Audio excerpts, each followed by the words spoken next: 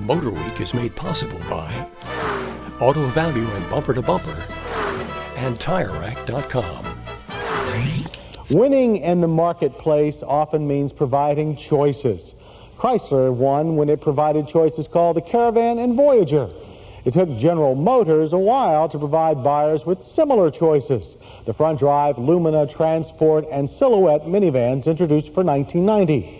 But now there's another new GM player, the all-wheel drive and stretched version of GM's original truck-based minivan. Chevy's Astro and GMC's Safari now offer minivan buyers choices that Chrysler doesn't. The first one is something that's long overdue in a U.S.-built van, all-wheel drive. The Chevy Astro and, of course, GMC's Safari now have it. It's not like what you'd find on your typical American 4x4. There are no controls. The all-wheel drive works automatically as needed.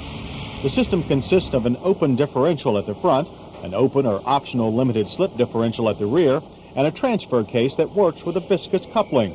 On slippery surfaces, once the front and rear wheel speed varies, the unit transfers torque in proportion to the speed differential. In other words, the wheels that have the traction get the power.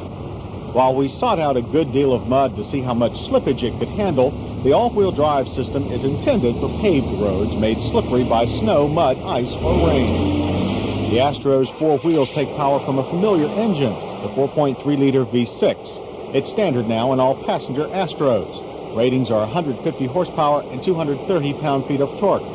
Unfortunately, Chevy's new high-output version of the 4.3 is not available on all-wheel drive Astros. But they do get a higher axle ratio. That helps to offset the added weight of the extra machinery. Acceleration is better than expected. Our Astro needed only 17.5 seconds to reach the end of the quarter mile. Speed at the finish was 78. Time to 60 miles per hour was 11.5 seconds. Good numbers for a minivan.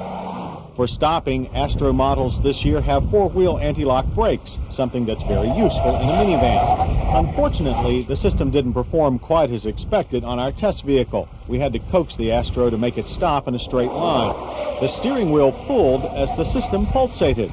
Despite that, distances were good, averaging to 125 feet. The all-wheel drive Astro also gets some suspension changes. In fact, the van's front suspension and steering is borrowed from Chevrolet's full-size pickup. We are hard-pressed to tell much difference between the handling and feel of the all-wheel drive version of the Astro versus two-wheel drive, which is to say that the addition of all-wheel drive doesn't make the Astro feel any more like a truck, and that's something family-oriented owners will appreciate. Inside, the Astro looks familiar. And there's still one old bugaboo, lack of knee and foot room for the driver. But the instrument panel has been redesigned with more convenient switches, and the glove box made larger. Instruments still have that hockey stick design, but they're clearer than before. With a starting price of $18,300, a top-of-the-line Astro LT all-wheel drive gets deep tinted windows and velour fabric upholstery. With options, our test Astro had a $23,000 sticker, but still didn't have power windows or locks. Seats offer good back support and have armrests that flip up out of the way.